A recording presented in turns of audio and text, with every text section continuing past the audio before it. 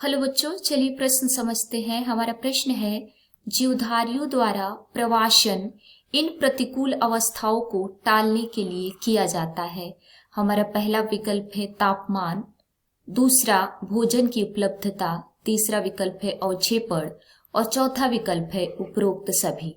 आइए समझते हैं। बच्चों, सबसे पहले हम अपने प्रश्न की मुख्य अवधारणा को समझेंगे। मुख्य अवधारणा हमारे प्रश्न में पूछा गया है, जीवधारियों में प्रवासन किन प्रतिकूल अवस्थाओं को टालने के लिए किया जाता है। आइए लिखें। प्रवासन के बारे में पूछा गया है, समझेंगे। आइए लिखते हैं बच्चों, प्रवासन।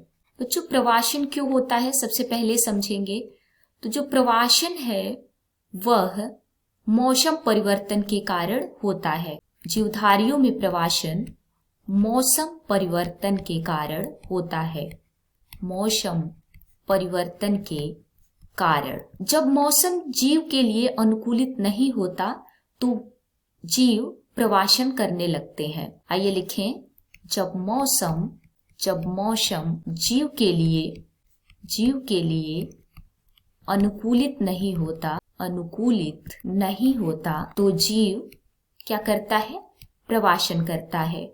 जीव जीवित रहने के लिए प्रवासन करता है। प्रवासन के क्या क्या कारण हो सकते हैं? तो तापमान का कम या ज्यादा होना, कम ज्यादा होना, ये प्रवासन का प्रमुख कारण है। भोजन की कमी होना, स्थान विशेष पर अगर जीव रह रहा हो और वहां पे भोजन की कमी हो जाए तो वह प्रवासन करेगा। दिन का छोटा या बड़ा होना, ज्यादा वर्षा होना, किसी स्थान विशेष जहाँ पे जीव रह रहा हो वहां ज्यादा वर्षा होना या बर्फबारी होना, ये प्रवासन का कारण हो सकता है। बर्फबारी होना इत्यादि। कौन कौन से जीव मुख्यतः प्रवासन करते हैं? तो ज्यादातर बच्चों पक्षियां जो होती हैं वो प्रवासन करती हैं।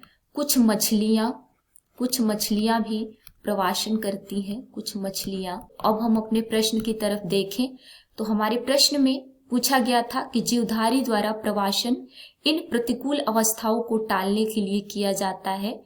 पहला तापमान, तो ये सही होगा। भोजन की उपलब्धता, ये भी सही होगा। तीसरा अवक्षेपण, ये भी सही होगा। इसलिए हम डी विकल्प को सही करेंगे, उपरोक्त सभी। उम्मीद है आपको प्रश्न समझ में आ गया होगा। धन्यवाद।